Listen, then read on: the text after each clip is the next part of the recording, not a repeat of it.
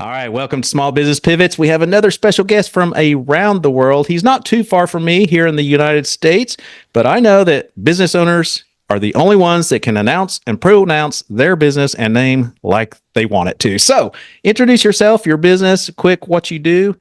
Sure. Hey, Michael. Thanks for having me. My name is Chris Rubin.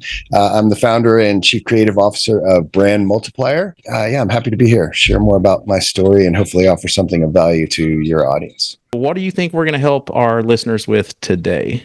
Sure. Well, we're all about the combination of AI and brand strategy to create a growth engine for small to medium-sized businesses. I spent my career in the enterprise space and learned quite a few things in terms of how to grow a business, that has sort of unlimited budgets. And when AI came into the picture, I realized that there was a way to bring that enterprise grade strategy and creative to the underdogs, to the little guys, and that's what Brand Multiplier is all about. Well, I think you got everybody's ears perked. You said business growth, so let's introduce our show, and we'll be right back. Welcome to Small Business Pivots, a podcast designed for small business owners. I'm your host, Michael Morrison, a small business coach and founder of Boss, where we make business ownership simplified for success so that you can own a business that runs without you. To learn more, go to businessownershipsimplified.com. All right, welcome back to Small Business Pivots. We've got a lot to talk about because you are AI guru, and I know that's kind of a big topic right now, as well as big business growth. You've been on both sides of the coin, it sounds like. So, but I first want to start with mindset. A lot of us business owners, we've had trials, tribulations. It could have been when we were growing up, something from the past, or maybe it was when we started adulting. I don't know. Do you have anything that kind of happened and how you overcame that? Because I know a lot of business owners get stuck. Absolutely. Yeah. I'm so glad we're talking about it. For me, I was an only child of divorced parents, and my life was relatively solitary. I was forced to grow up quickly. We moved around a lot, but I was reading and writing constantly. I was sort of super curious. I was always learning. And each new set of experiences, every time we moved, as an example, that gave me sort of new challenges and obstacles to learn to manage and overcome. And eventually I realized that every setback, and there were plenty of those, it shapes us in some way. And so eventually later in life, I realized I learned about a formulation for this idea that I'd sort of discovered on my own, which is called growth mindset. And once I sort of discovered that, I was hooked. Essentially, it's about embracing the mindset of boundless curiosity and endless learning and adaptation. Every setback is a setup for a comeback is a famous phrase that I didn't coin, but it's a nice, handy way of remembering this. But that philosophy of growth mindset has really guided both my personal life and my professional ventures.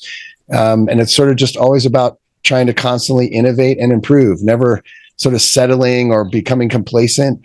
And most importantly, every time you get knocked down, it's just about how you get back up. It's about what you do next, because the knockdowns, the setbacks, those are going to happen, guaranteed. Beautifully said. I think we're done here. Man, you solved it all. I'm just kidding. No, I've not heard anyone say it that well. No, that was awesome. So you started adulting, got through your childhood. What got you into entrepreneurship in the first place? Because I know a lot of business owners, they're like, am I really qualified to start a business or own a business? So what got you down that path? Sure. Yeah. I mean, I've probably asked myself that same question still. Right. I spent a lot of time as an employee, to be honest. I sort of just fell ass backwards, if you will, into advertising. It was never something I was targeting. I figured out that I had a skill for writing, and I got hired as a copywriter at an ad agency, and immediately just kind of fell in love with this idea of what a brand is and how a brand is a vehicle for a story. And luck of timing and location, the first two brands I ever worked on were Disney and Hard Rock Cafe. And so, I got to immerse myself in not just a brand, but the kind of brand that generates love and loyalty across generations, right? And then I pursued decades in the enterprise space, working for global agencies and also in-house at global brands, continuing to study and understand how do you create and build and sustain something like that. And then, so to your question about entrepreneurship, eventually I felt like I had gathered enough sort of pieces and parts of various processes that I had seen, done at the highest level, right, where the budgets are almost unlimited, and the teams I was working with were just incredibly talented, some of the best around in their various areas of expertise. And so I had sort of cobbled together what I felt like was my own process for how to do this thing, and I was tired of working for someone else, and I felt like I'm going to go and try this on my own. So I started a little, initially just a copywriting agency, and immediately I was in Silicon Valley at the time, and I had been immersed in tech for over a decade and working with Google and HP and Intel. And so I had some connections, had some relationships, and immediately had some work flowing. And then pretty quickly realized, oh, I don't want to just focus on the copywriting. I want to do the brand strategy piece, because that's the essential piece that comes before the copywriting. And I'll just mention this as a tip to your audience, because I think this is a common sort of maybe trap to fall into when you're growing a business. You realize at some point that the story you're telling maybe is not as good as it could be, to put it one way. And so you go looking for a copywriter. Oh, we need new copy for our website.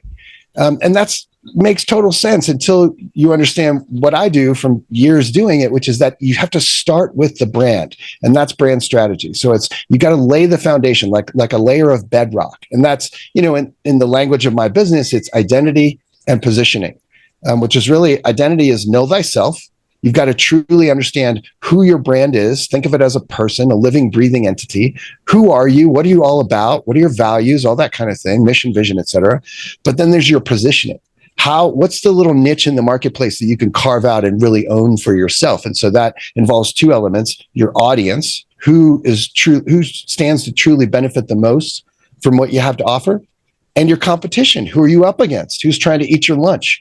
And so when you lay that foundation really clearly and crystallize those two elements, identity and positioning, now you've got the bedrock to build that story. And the story is going to be resonant. It's going to be authentic. It's going to truly connect with that group of people who stand to benefit the most from your offering, from your value proposition. And now's when you do the copywriting. That's when you write the new copy for your website, the new label for your package, whatever it is. I think that pretty much answers your question. I guess the last thing I would add is, entrepreneurship is it's like the job that never sleeps. It's like I'm constantly thinking about it. I'm making dinner for my kids, but I'm still sort of in the back of my mind thinking about, what's a better way that I can do X? How can I get more value out of this particular team member, et cetera? So, I think tying it back to the first thing we talked about setbacks, like those are going to be a daily occurrence, but you got to just keep getting back up and staying focused on what's that North Star, what's that thing that you're trying to do, big picture with the business. So my educational background is marketing as well. I owned a large marketing firm. I exited that in 2019. But if you see for those watching the video, our brand colors are orange and blue. What's interesting about that is my college, my university that I bleed is crimson and cream. Our two biggest competitors both have orange. So everybody comments about the orange in my office, like, oh, you converted. And they're like, why could you? And this is serious. It goes along with what you're saying.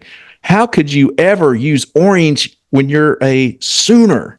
Because orange is our worst color. And I'm like, it's not about those colors. I have to overcome that. Yes, I hate orange when it comes to the playing field, but it's part of our brand because we researched our audience.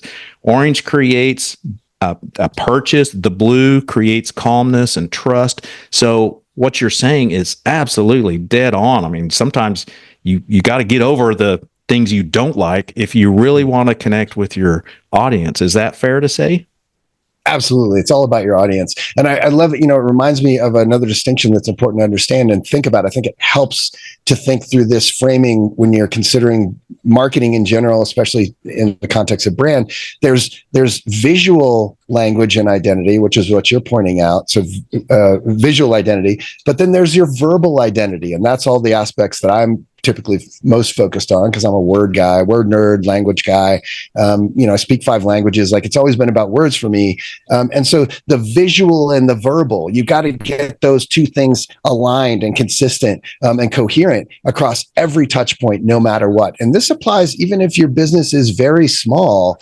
If you're doing these things correctly and with a clear and sharp strategy, and that lens is right, like you said, it's all about the audience. Then you're gonna have a leg up against any other business, no matter how big, who isn't doing that thoughtful strategy in terms of guiding all of the sort of sales and marketing motions for the business. And what's nice about what you're sharing is the small business, the true small businesses that are listening really need to listen to this, because I hear so many business owners, they just go on Fiverr or somewhere locally, find a graphic designer and say, hey, I need a new logo. And then they wonder why their business can't take off. And so that's kind of the foundation, like you said, the guiding principles and things. So you created or part of a system, AI, that helps create that flow. Is that correctly said, or explain that's a common misconception. So I'm glad to have the opportunity to clarify that. So AI is at the end of our name for a good reason. Essentially, AI is in the back seat. The creativity, the human creativity, with full humility, the creativity that I possess and that I've developed over many decades now, that's in charge. That's in the lead.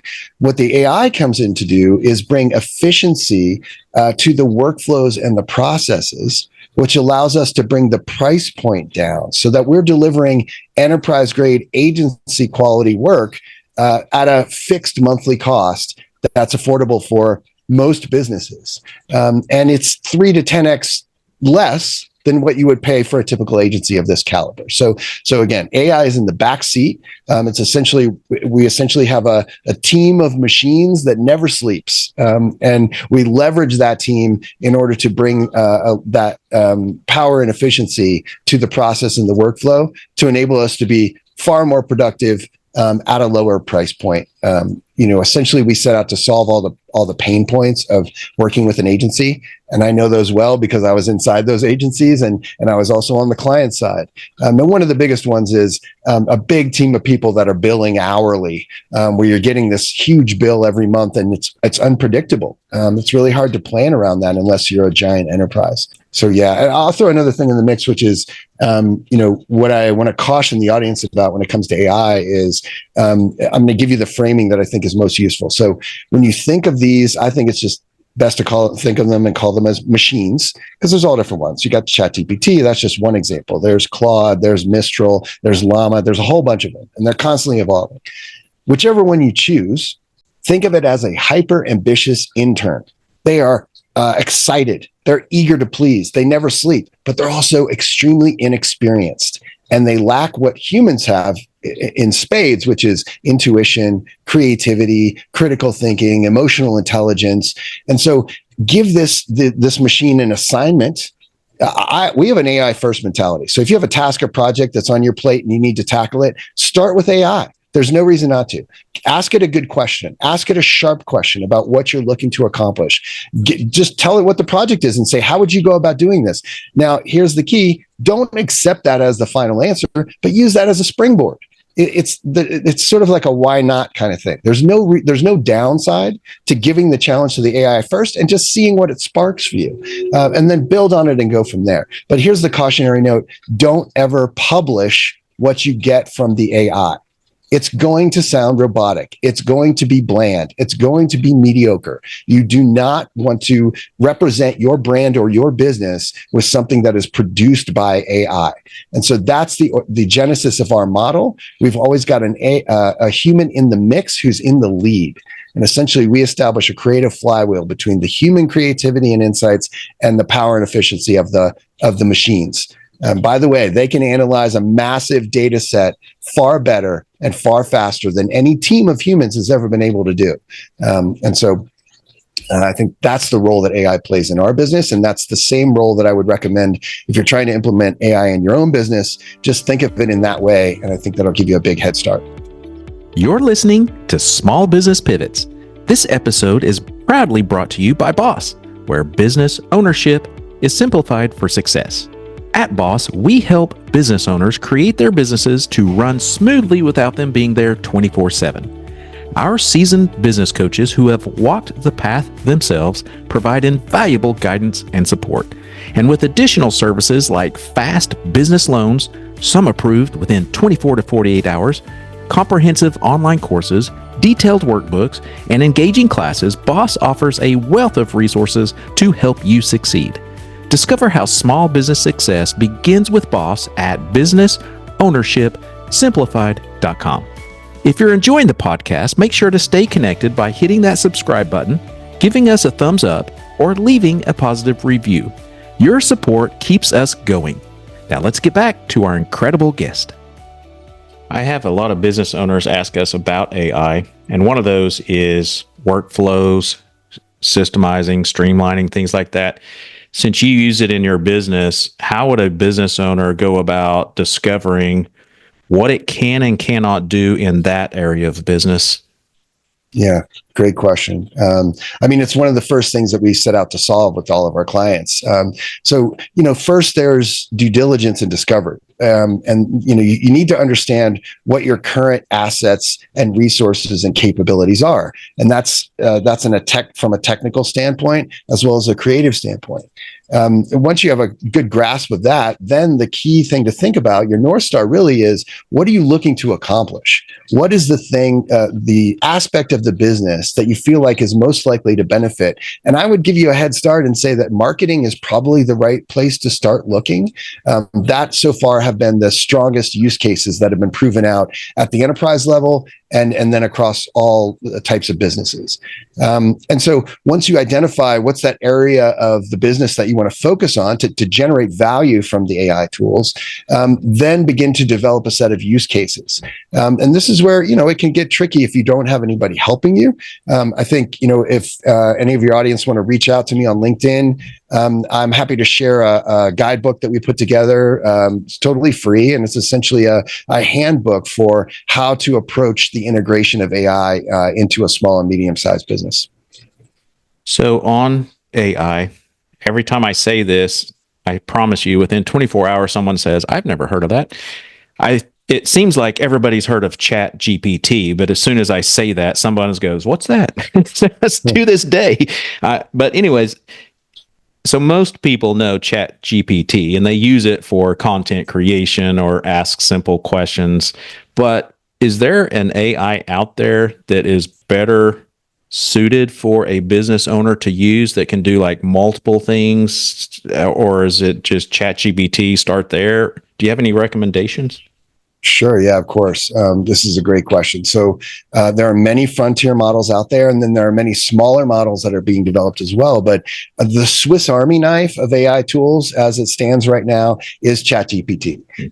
I will strongly encourage you to cough up the $20 a month to get the GPT-4 4.0, which is the latest model, the latest Swiss Army knife model. I'll come back to that in a second, but GPT 4.0, it is extremely capable. And remember that it has access. Remember I mentioned the intern, that the key element I left out is it has access to the unlimited breadth and depth of human knowledge that's ever been created. Literally, it has access to every bit of knowledge ever created. But the key is patience. Just like with an intern, you got to give it guidance. You've got to give it prescriptive sort of feedback, and you've got to be patient. It's not going to give you a great thing the first time. And ultimately, eventually, the thing it gives you is never really going to be truly great, but it will be valuable. And so that back and forth, with my kids, when I'm trying to explain it, I call it wrestling, because that's often what it feels like. I've been spending every day with these tools for over 2 years now. And that's essentially what it requires. You got to go back and forth. But to your question of which tool, so I would recommend GPT-4o, which is $20 a month. Now, to be clear, there is a more recent model that's come out that was initially called Strawberry. Now it's called O1, I believe. That's not the one I would recommend for anyone in the audience. It's for very specific things, mostly around math, some scientific applications, coding, but it's still very new. And it works differently. It's designed for a more advanced user. So to land the plane here, ChatGPT 4o with the $20 a month subscription, totally worth it, especially if you're leading a business. One more tip I'll give you is that if you're the head of your business, if you're the leader of the team, you need to understand these tools. Because why? Because you want your team to understand them, but they're going to be looking to you for sort of almost like a permission structure, that not only is it okay to be using these tools, but you need to. Like this, I'll throw another common phrase out there, which is AI is not going to take your job, but somebody who's good with AI tools just might. Yeah, that's good right there. What is an example other than just asking Chat a question? What's a good example so business owners that aren't using it has an idea of, wow, I didn't know it could do that with the subscription based? So again, if you reach out to me, I've got a different thing I can offer you that has 100 different use cases and pre-made prompts that you can feed right into GPT and begin to use it right away, to begin to generate value right away. But to answer your question, essentially, there's a couple of different ways to structure what's called a prompt, which is the way that you talk to the machine. The key here is that the reason these tools are so world changing is because finally we are able to talk to computers in our language. They are trained on what's called NLP, natural language processing. And that means you can just speak to it, as I said earlier, like a person, like a human, like an intern. And so you want to give it a prompt. That's the technical term. But essentially, some key guidelines I would give you is first assign it a role. So start out by saying you are a blank. So you are an expert strategist. And then you want to give it an assignment. So I want you to create a 3-month plan for growing my business. And then you want to give it a little bit of context. We are a small business that produces blank. Our audience is blank. And these are our key objectives for the plan. And then hit enter and see what you get. And then might give you something strange. It might give you something good. It might give you something close to good. Either way, it's going to give you valuable data that then you continue that process at the back and forth with the machine. It'll spark more questions. Ask it questions. Just have a conversation. And again, I have to be really clear about this. There's no downside. Spend 15 minutes, spend 20 minutes. You will get something of value, and then it'll be another step along your path towards understanding how to get value from these tools. I will guarantee you that if you don't start this now, you will be left behind. Thank you, because that was my next question that I encourage every business owner. You've got to start doing something with it. Yes. Because like you said, you will be left behind. And it's like you mentioned, I don't want to scare business owners like it's going to take your job away. But like you said, someone that uses it well can take your competition because they're now being more efficient, more profitable, doing things faster, better, seamlessly, a lot of things like that. I have a question on, so you mentioned training the chat GPT 4o. Mm-hmm. Would you say that you're training in that conversation to keep asking more questions? Or if you have an account and every question you ask, it starts learning, oh, they ask questions this way and this way and this way? Or is it you're training that particular topic or subject? Yeah, it's a good question. And it can get pretty complicated pretty quickly to answer that. I think to try to keep it simple, what I would say is, and they're constantly evolving. So if back in November 2022, when we first got our hands on GPT 3.5, the answer to the question was, no, it's not learning. It's not remembering anything. Every session that you start, you're essentially starting from scratch. That was a problem. Well, they've begun to fix and solve that problem. So now, as you continue to interact with the machine, as long as you're within the same account, so you're logged in as you, and then every time you're using it, you're logged in as you, it will begin to remember certain things. And you can also specify, you can say, I want you to remember this about me. And you tell it a few things. I have 2 kids and I live in Colorado and I have a business that does X and Y and our audience is blank. It will retain that information. And so the conversations as you move forward will get better, and you'll have to do less sort of backtracking and explaining. The other thing I want to mention is, and the reason why working with someone like us can be so quick to value, is because another a sort of low-hanging fruit opportunity here is to train a custom model based on you, your business, your audience, your competition, et cetera. And then once that model is custom trained, which is what we do for our clients, now you've got something where you can go to it and instantly get a very sharp and refined answer to what you're looking for, instead of always having to provide a lot of context. So to answer your question most simply, work with someone who already understands these things and can help you sort of fast forward to value. If that's something that's out of your price range, then you're going to have to do the work yourself. But like I said, we have resources that we offer for free that can give you a good head start. And then maybe at some point we are able to work together, but we're happy to help. We want to encourage everyone, as I said earlier, to don't wait, don't sleep on this. This is not a take a wait and see approach situation. The train has left the station. This is going to change the world. There's no doubt about it, and just don't get left behind. Amen. Amen. I will share with our listeners how, just one example of how we use it, because you mentioned something there in that comment. I consider it more my admin assistant than my personal admin assistant. And the reason I say that is because it retains everything. So for instance, if I ask it a question, put yourself in these shoes, what would you do? What would you recommend? Blah, blah, blah. And it tells me, well, it could be 6 months later and something went south on that idea I took. I can say, remember when I asked you this? Well, this is what happened. And it's like, boom. A human can't do that. They're not going to remember all the details. I'm like you. I put in all the details up front, so I don't have to go back and explain, well, 6 months ago, I hired this person. No, it continues that memory.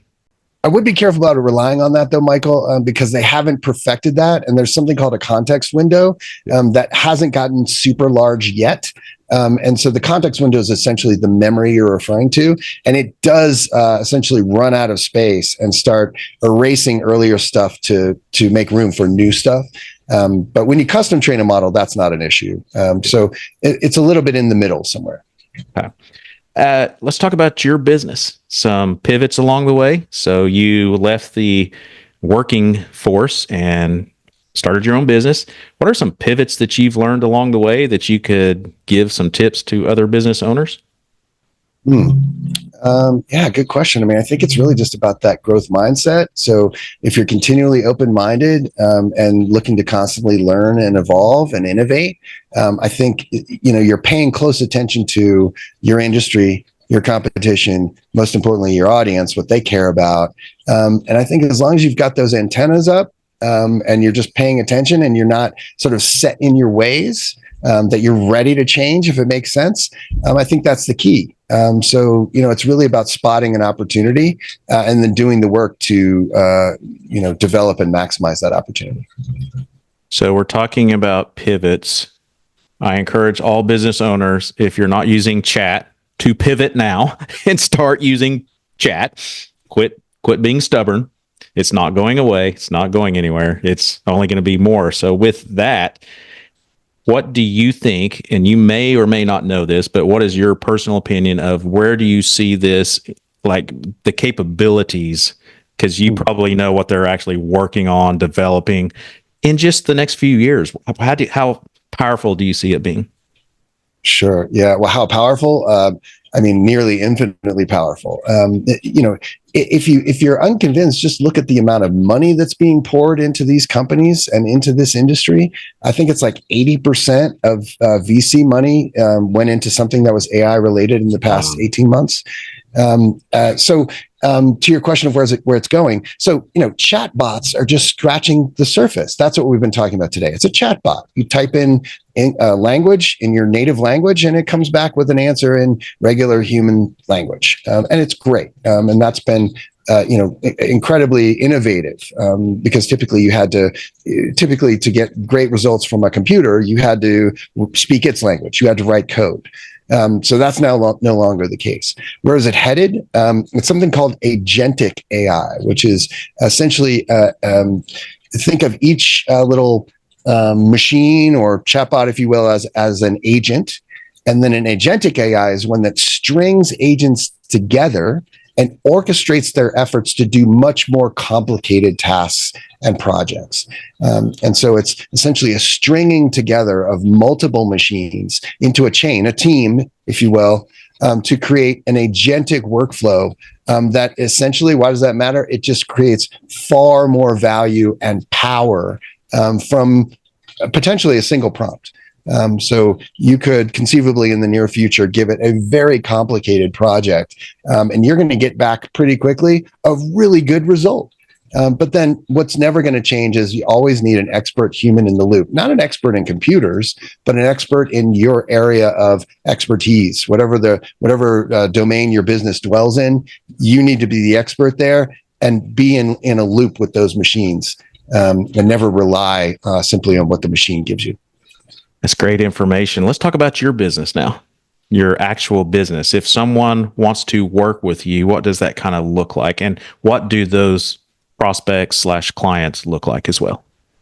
Sure. Yeah, thanks.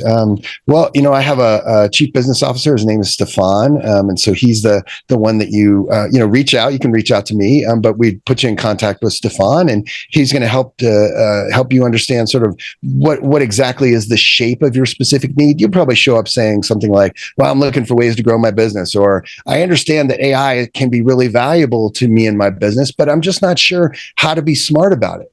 How can I be most efficient and effective? It feels risky. It feels expensive. How can I be smart about it? Those are the kinds of things that we can help you first understand, and then define a potential way of working together where for a fixed monthly cost, we can help you address specific objectives. And this is key. Part of our model is to understand what your internal assets and resources currently are, including human resources. And then we're going to be looking for ways to fill gaps and then amplify the value of what you already have. So there's no redundancy involved. It's about, if you've got a great email guy or girl on your team, we're not going to come in and take over the email. We're going to come in and try to find ways to integrate AI into their workflows and processes and make them that much more valuable in what they do. Now, there's an interesting aspect here around sort of a human resource culture kind of quality to what we help our clients with. And it looks like this. So I mentioned that example of your email person.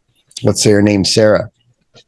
Sarah has lots of sort of tasks on her plate day to day to handle all of your email marketing. Some of them she kind of wishes she didn't have to do, but it's just part of her job. They're sort of lower level, maybe repetitive or kind of menial tasks, but they're important aspects of the greater goal for her job.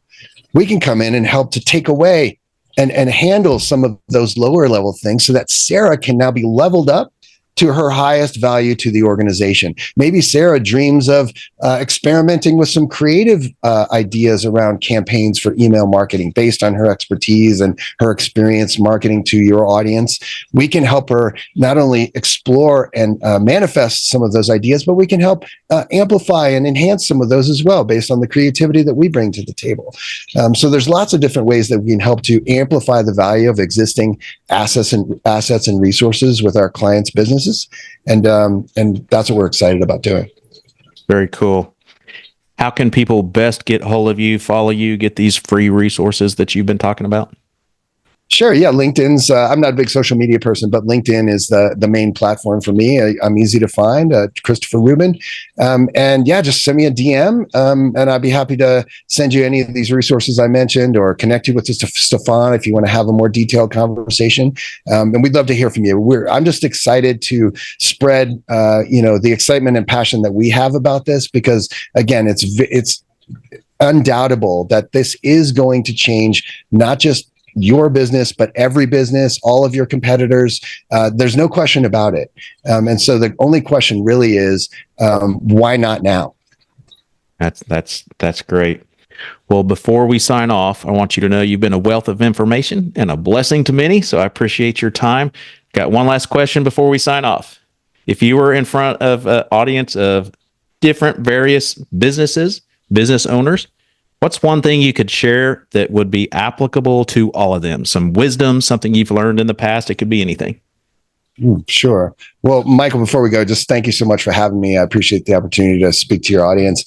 I think if I were offering just one thing of value, I think I'd have to come back to the growth mindset, and tie that to AI. If you are, unless you're convinced that you know everything and you've got it all locked down, then there's no reason not to go ahead and begin the journey of exploring and understanding how these world-changing tools can benefit you and specifically the growth of your business. Thank you, Chris. We'll see you soon. Thanks so much. Thank you for listening to Small Business Pivots. Please don't forget to subscribe and share this podcast. If your business is stuck, you need help creating a business that can run without you, or you need a fast business loan or line of credit, go to our website, businessownershipsimplified.com, and schedule a free consultation to learn why small business success starts with BOSS. If you want to talk anything small business related, email me at michael@michaeldmorrison.com. We'll see you next time on Small Business Pivots.